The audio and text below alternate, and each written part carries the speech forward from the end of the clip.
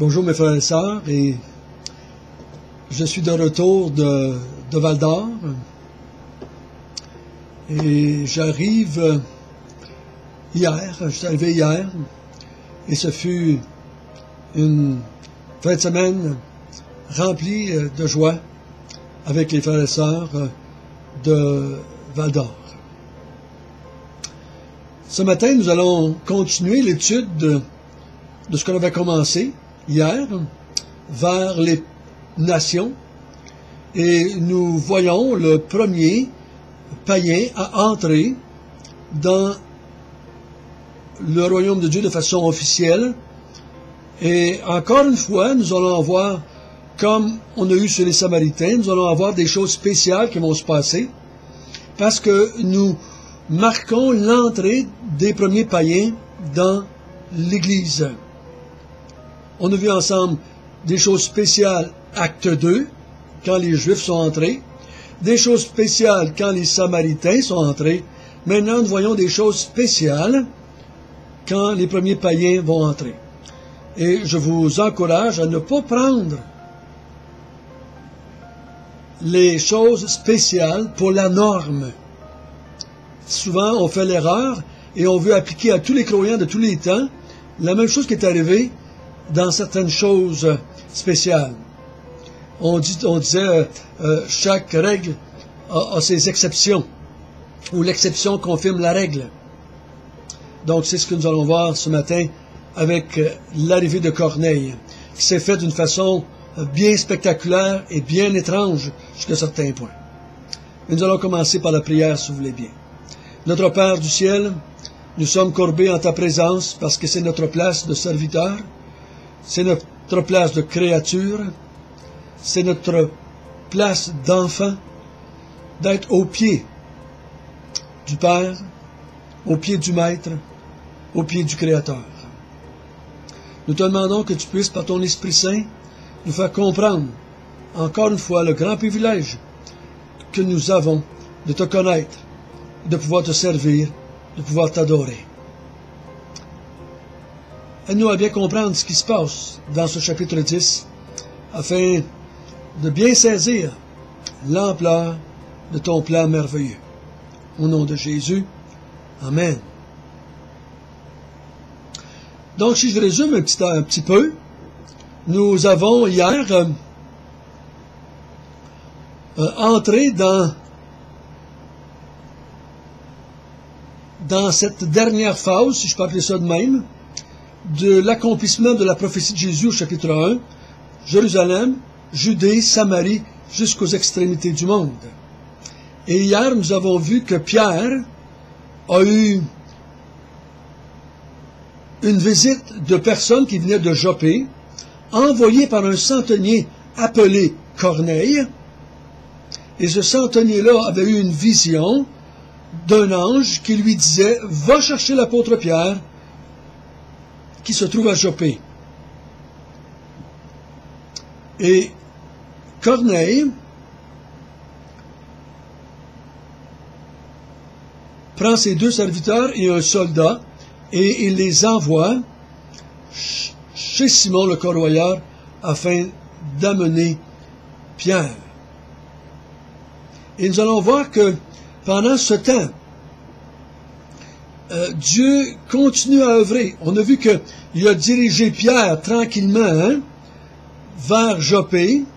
Il a parlé à Corneille à travers une vision.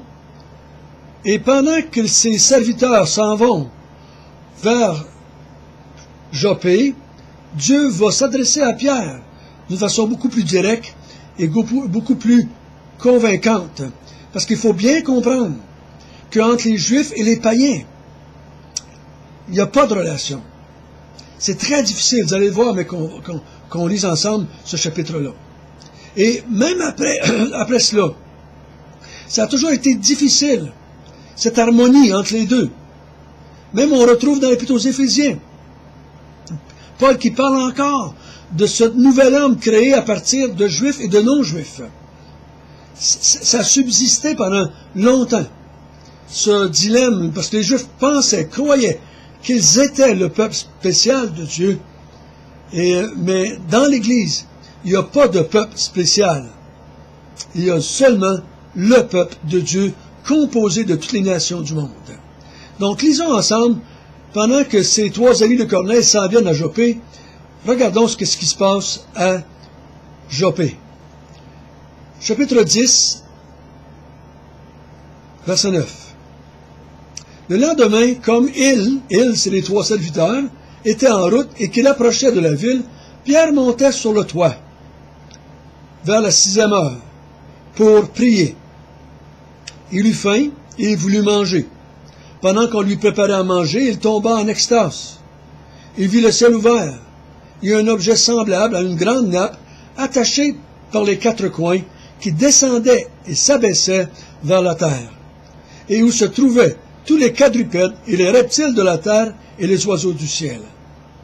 Une voix lui dit, « Lève-toi, Pierre, tue et mange. » Pierre dit, « Non, Seigneur, car je n'ai jamais rien mangé de souillé ni d'impur. » Et pour la seconde fois, la voix se fit entendre à lui. « Ce que Dieu a déclaré pur, ne le regarde pas comme souillé. » Cela arriva jusqu'à 3 fois, et aussitôt après, l'objet fut retiré dans le ciel. Tandis que Pierre ne savait en lui-même que penser du sens de la vision qu'il avait eue, voici les hommes envoyés par Corneille s'étaient mis en quête de la maison de Simon et se présentèrent à la porte. Et demandèrent à haute voix si c'était là que logeait Simon, surnommé Pierre. Dieu ici donne une vision à Pierre afin que Pierre accepte d'aller avec les païens chez un païen qui est Corneille, et parce que il serait pas allé. Et vous allez voir, il va aller, il va revenir, et on va voir au chapitre 11, il va se faire sermonner, disputer, chicaner par les chrétiens de l'Église de Jérusalem.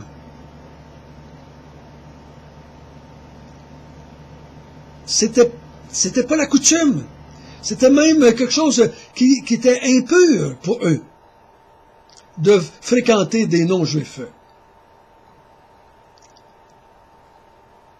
Mais pendant qu'il est en extase, qui veut dire un genre de transe ou de vision, il voit une nappe avec des animaux impurs. Ces animaux-là, il n'était pas permis de manger pour les Juifs. C'était considéré comme impur. Mais la voix du ciel, la voix de Dieu, lui dit de tuer et de manger. Pierre s'objecte un petit peu et dit, non, Seigneur, j'ai jamais rien mangé d'impur. Et ce que je déclare pur, tu devrais le déclarer toi aussi pur.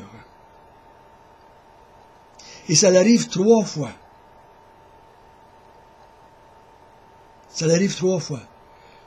Pierre sait pas trop pourquoi Dieu lui montre ça. Il sait pas, on sait pas trop, il sait pas trop comment comprendre cette vision-là. Il va avoir la réponse bientôt. Donc, nous allons continuer à lire, si vous voulez bien, à partir du verset 18. Excusez, 19. Comme Pierre réfléchissait à la vision, l'Esprit lui dit, « Voici 3 hommes te demandent. Lève-toi, descends, et pars avec eux sans hésiter, car c'est moi qui les ai envoyés. » Pierre donc descendit et dit à ces hommes, « Voici, je suis celui que vous cherchez. Quel est le motif qui vous amène? » Ils répondirent, « Corneille, centenier, homme juste et craignant Dieu, et de qui toute la nation des Juifs rend un bon témoignage, a été divinement averti par un saint ange de te faire venir dans sa maison et d'entendre tes paroles. » Pierre donc les fit entrer et les logea. Le lendemain, il se leva et partit avec eux. Quelques-uns des frères de Joppé l'accompagnèrent.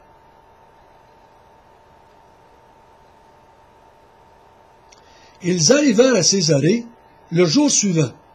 Corneille les attendait et avait invité ses parents et ses amis intimes. Lorsque Pierre entra, Corneille, qui était allé au-devant de lui, tomba à ses pieds et se prosterna. Mais Pierre le releva en disant, « Lève-toi, moi aussi je suis un homme. » Et, conversant avec lui, il entra et trouva beaucoup de personnes réunies. « Vous savez, leur dit-il, qu'il est défendu à un Juif de se lier avec un étranger et d'entrer chez lui.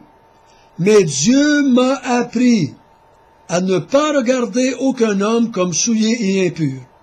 C'est pourquoi je n'ai pas eu d'objection à venir, puisque vous m'avez appelé. Je vous demande donc pour quel motif vous m'avez envoyé chercher.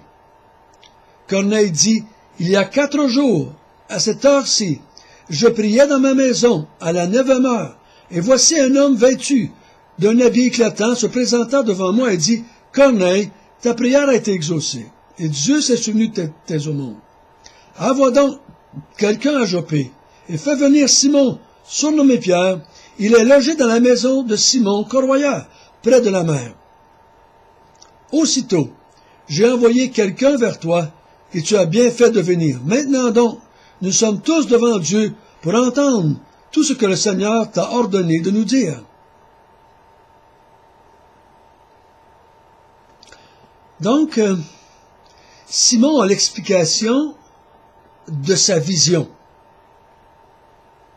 Il doit accepter les païens comme non souillés, comme étant non rejetés par Dieu, comme étant acceptés, ayant la possibilité d'entrer parmi le peuple de Dieu. Il lui-même dit, je n'ai pas eu d'objection à venir, parce que Dieu m'a montré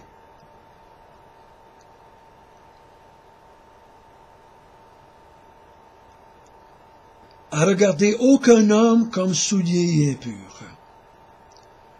Pierre dit, il n'y a pas de différence entre les Juifs et les non-Juifs.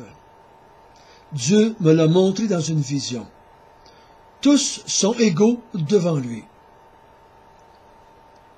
Donc Pierre, en arrivant chez Corneille, il trouve une maison bien pleine et il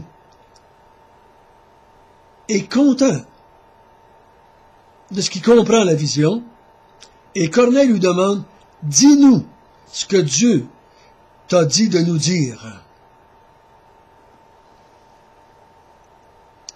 Remarquons bien ce que Pierre va dire.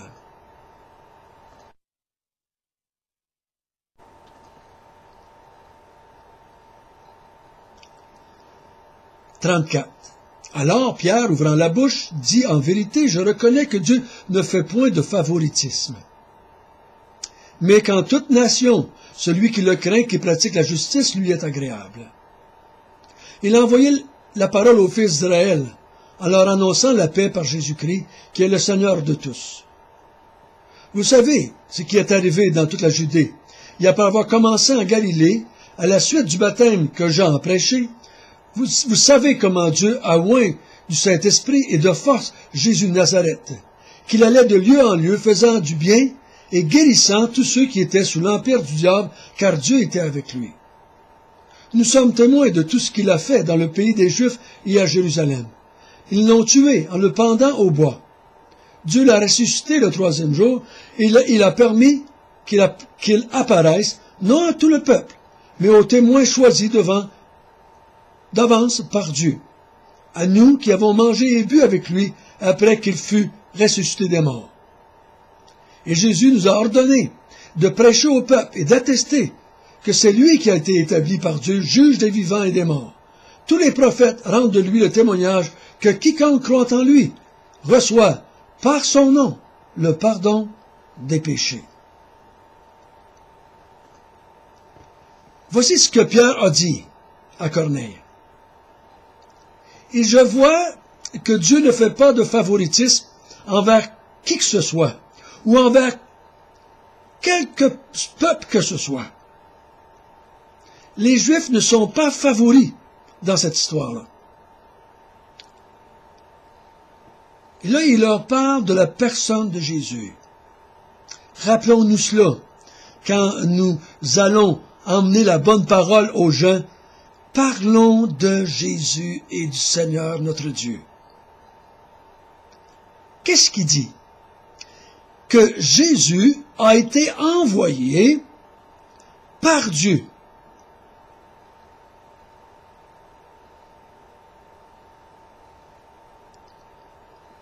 il dit, il a envoyé, Dieu, la parole au Fils en leur annonçant la paix par Jésus-Christ, qui est le Seigneur de tous. Donc, Dieu annonce la paix aux hommes de toutes les nations du monde par Jésus-Christ. C'est pas Jésus-Christ qui va parler à tout le monde, mais il annonce la paix par la personne et l'œuvre de Jésus-Christ, qui est le Seigneur de tous les hommes. Et là, pour démontrer cela, pour prouver cela, pour donner pour appuyer son dire, au verset 37, il dit, vous savez, probablement qu'ils ont entendu parler comme tout le monde, qu'il a commencé en Galilée. Dieu l'a oint du Saint-Esprit et de force, ce Jésus. Il allait en lieu faisant du bien et guérissant tous ceux qui étaient soumis à l'empire du diable, car Dieu était avec lui. Donc, il démontre que c'est Dieu qui l'a envoyé, il démontre que c'est Dieu qui était avec lui, et il démontre que c'est l'Esprit Saint qui était avec lui pour lui donner la force qu'il avait besoin pour accomplir le ministère qu'il avait à faire. Donc, ce Dieu trinitaire, il dit, était ensemble. Jésus n'était pas un imposteur, comme disent les chefs juifs. Jésus n'était pas un rebelle, comme disaient les Romains.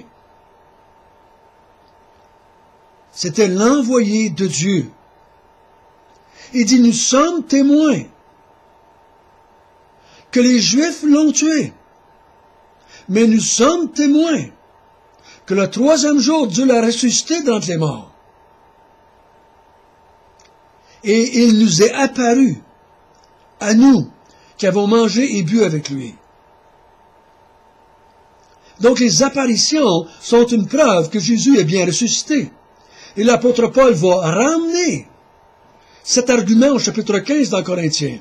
Parce que les Corinthiens avaient de la misère à croire la résurrection. Il dit qu'il est apparu à plus de 500, aux apôtres et à plusieurs autres.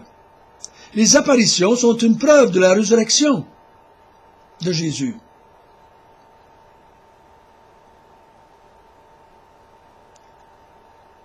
Il dit, et Jésus nous a ordonné de prêcher au peuple, d'attester que c'est lui qui a été établi par Dieu, juge des vivants et des morts.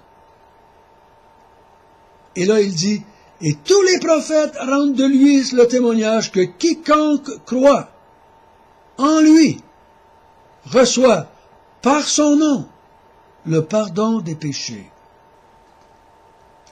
Regardons maintenant le résultat de tout cela. Lisons à partir du verset 44.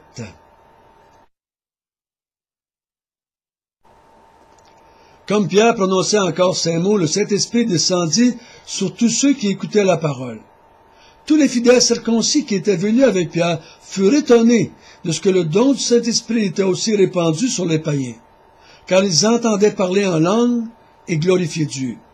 Alors Pierre dit, « Peut-on refuser l'eau du baptême à ceux qui ont reçu le Saint-Esprit aussi bien que nous? » Et il ordonna qu'ils soient baptisés au nom du Seigneur, sur quoi ils le prièrent de rester quelques jours auprès d'eux. Donc le résultat de cela, pendant que Pierre parlait encore, le Saint-Esprit descendit sur eux. Et ils se sont mis à parler en langue et à glorifier Dieu. Et ceci a convaincu Pierre, les Juifs qui avaient accompagné Pierre,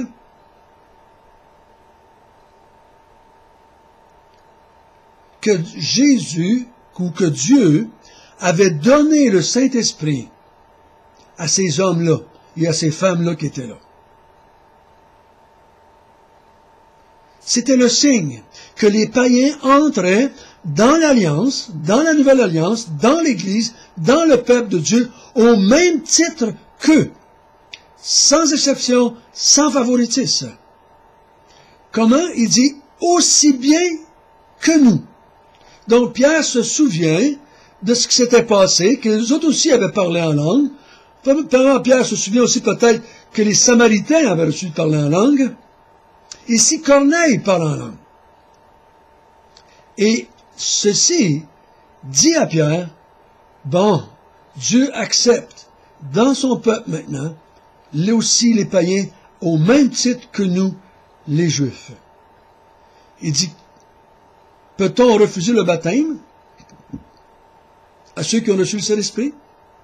Mais la réponse est non, hein? Et ils les ont baptisés. Voyez-vous ici, c'est spécial.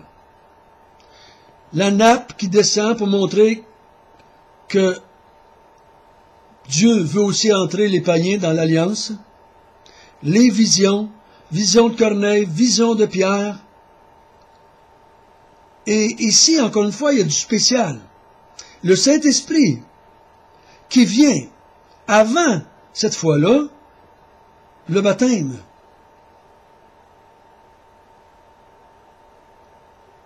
Parce que s'il n'y avait pas eu cette exception, parce que je crois que c'est une exception, du Saint-Esprit avant le baptême, Pierre aurait probablement refusé, ou les autres disciples avec, qui n'avaient pas eu la vision, eux autres, auraient probablement trouvé ça très difficile d'accepter des baptisés. C'est pour ça qu'il dit au verset, alors Pierre dit, peut-on refuser l'eau du baptême à ceux qui ont reçu le Saint-Esprit comme nous? La réponse est non. Mais s'ils ne l'avaient pas reçu comme nous au début, je me demande qu'est-ce qui serait passé. Même s'ils avaient vu la nappe, ça aurait été difficile. Donc, ne prenons pas l'exception pour la règle. Notre Père du ciel, nous sommes contents de voir Corneille et son groupe d'amis entrer dans la Nouvelle Alliance en tant que païens, au même titre que les Juifs, au même titre que les Samaritains, au même titre que l'eunuque, l'Éthiopien, et ça nous renforce dans notre foi que nous sommes, nous aussi, acceptés sans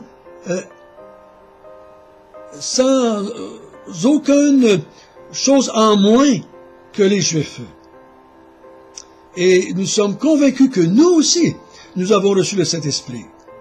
Et tout cela à cause de ce que Jésus-Christ a fait pour nous à la croix. Et c'est en son nom que nous te prions. Amen.